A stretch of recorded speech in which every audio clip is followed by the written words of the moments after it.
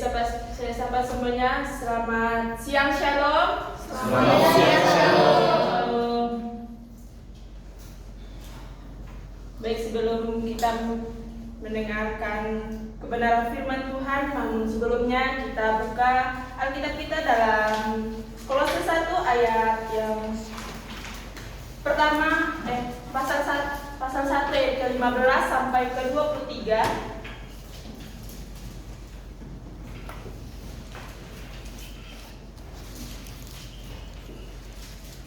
Baik, kita akan membacakan secara bergantian. Dan ayat ke-15 saya akan membacakan. Dan perikopnya keutamaan Kristus.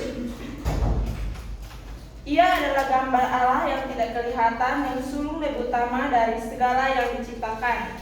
Karena dia telah diciptakan segala sesuatu yang ada di surga dan yang ada di bumi, yang kelihatan dan yang tidak kelihatan, baik singgasana maupun kerajaan, baik pemerintah maupun penguasa, segala sesuatu diciptakan oleh Dia dan untuk Dia.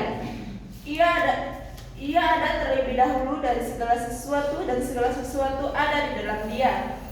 Dialah kepala tubuh yaitu jemaat. Dialah yang sulung, yang pertama bangkit dari antara orang mati, sehingga Dia yang utama dalam segala sesuatu. Karena seluruh kepenuhan Allah berkenan dalam Dia. Dan oleh Dialah Ia mendamaikan segala sesuatu dengan dirinya, baik yang ada di bumi maupun yang ada di surga, sesudah Dia mengadakan pendamaian oleh darah salib Kristus. Juga kami yang dahulu hidup jauh dari Allah dan yang memusuhinya dalam hati dan pikiran, seperti yang nyata dari perbuatanmu yang jahat.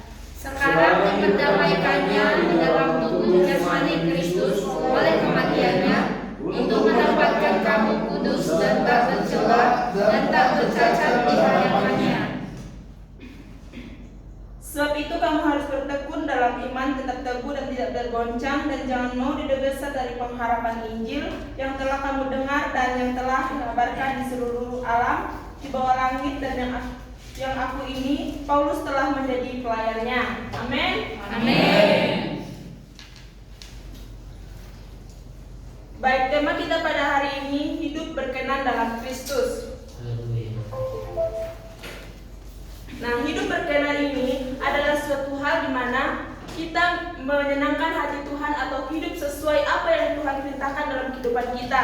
Nah, Alkitab mengingatkan kepada kita untuk hidup berkenan di hadapannya dan menuruti kebenaran atau menanti atau mau melakukan setiap yang Tuhan firmankan dalam setiap kehidupan kita. Nah, kita tahu pada zaman sekarang kebanyakan kita seringkali hidup tidak berkenan di hadapan Tuhan atau mengikuti keinginan hati pikiran kita, hingga kita lupa akan apa yang Tuhan inginkan dalam setiap kehidupan kita untuk melayaninya atau menjalankan tugas pelayanan kita di kehidupan sekarang. Nah, hidup berkenan dalam Kristus, kita dapat mengikuti berlangkah dalam Kolose 1 ayat 15 sampai 23. Nah, langkah-langkahnya yang pertama, bertekun dalam iman. Nah, kita dapat melihat dalam ayat ke-23a yang bagian A, sebab itu kamu harus bertekun dalam iman.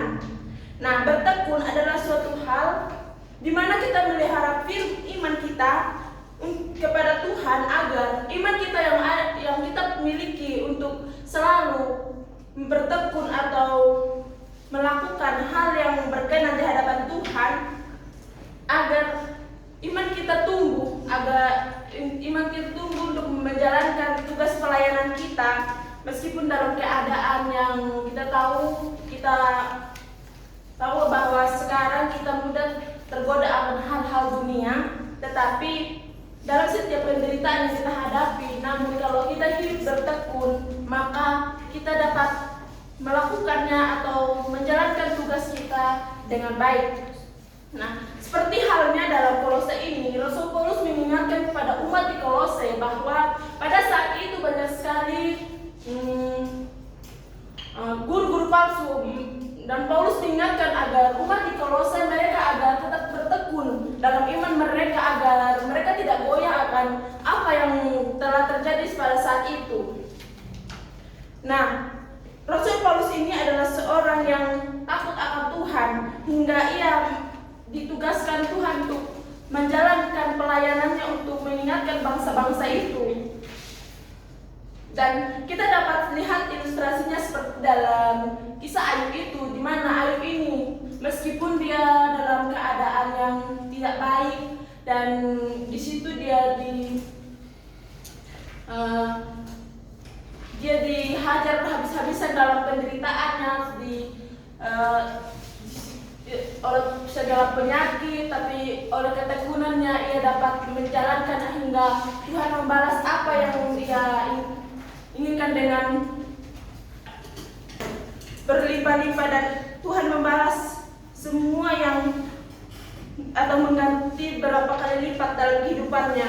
Dan kita dari kisah Ayub ini kita dapat menerapkan dalam kehidupan kita bahwa apapun yang telah terjadi dalam setiap kehidupan kita, namun kalau kita yakin dan percaya dan bertekun untuk mengikuti Yesus, hingga akhirnya kita akan mendapatkan kelimpahan atau mendapatkan hikmat dari apa yang telah terjadi dalam kehidupan kita. Dan meskipun kita dalam keadaan penderitaan yang begitu hebat, tetapi Tuhan tahu kemampuan kita, dan kita yakin dan percaya Tuhan pasti ada dalam setiap kehidupan kita. Amin. Amin. Nah, kita yang kedua, langkah-langkah yang kedua itu tetap teguh dalam Kristus. Nah, tetap teguh kita dapat lihat dalam ayat 23b. Di situ dikatakan bahwa tetap teguh dan tidak tergoyahkan, dan jangan mau tergeser dari pengharapan Injil yang telah kamu dengar dan yang telah dikabarkan ke seluruh alam di bawah langit, dan yang aku ini Paulus telah menjadi pelayannya. Dan keteguhan adalah suatu hal di mana kita tidak mudah digoyahkan oleh apapun juga, baik itu dalam sebuah pergaulan, baik itu dalam masalah kehidupan. Tapi kalau kita sudah yakin dan percaya bahwa Yesus ada dalam setiap kehidupan kita, maka kita akan memiliki keteguhan hati untuk selalu mengikuti Kristus. Amin. Nah, teguh dalam kamus bahasa Indonesia itu berarti tidak berubah, dan itu berarti tetap meyakinkan bahwa Tuhan itu ada dalam setiap kehidupan hati pikiran manusia. Amin. Amin.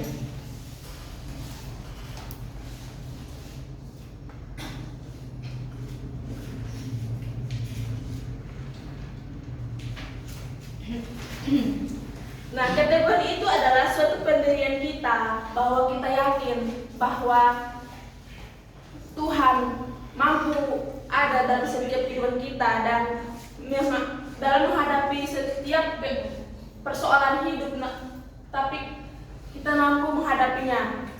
Dan kita dapat melihat ilustrasi seperti halnya pemimpin gereja yang bernama Polikarpus ini, di mana ia dijuluki rasul terakhir ketika ia di tempat eksekusi, dan di situ ia disuruh untuk menyangkal Yesus, tetapi oleh keteguhan hatinya dia tidak mau menyangkal Yesus karena dia tahu bahwa Yesus selalu menyertai dan menolong dia dalam keadaan apapun. Dan di situ kita dapat belajar bahwa dari pemimpin gereja ini bahwa apapun yang terjadi dalam kehidupan kita, jangan kita mudah goyah atau digoyahkan oleh omongan orang lain atau hal-hal yang membuat kita jatuh. Namun hal itu membuat kita mampu bertahan atau mampu teguh dalam setiap hal yang membuat kita remuk atau terjatuh dalam sebuah kehidupan.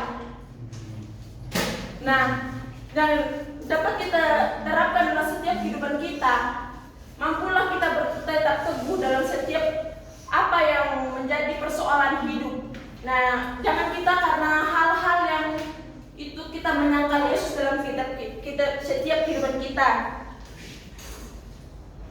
Nah, hidup berkenan dalam Kristus adalah suatu hal di mana suatu hal yang Tuhan inginkan dalam kehidupan kita. Orang percaya untuk selalu teguh untuk hidup berkenan itu, yaitu kita harus tetap bertekun dalam dalam iman dan tetap teguh dalam Kristus, sehingga dengan demikian kita dapat menjadi orang yang berkenan di hadapan Allah dan menyenangkan Allah dalam setiap kehidupan kita. Amin. Amin.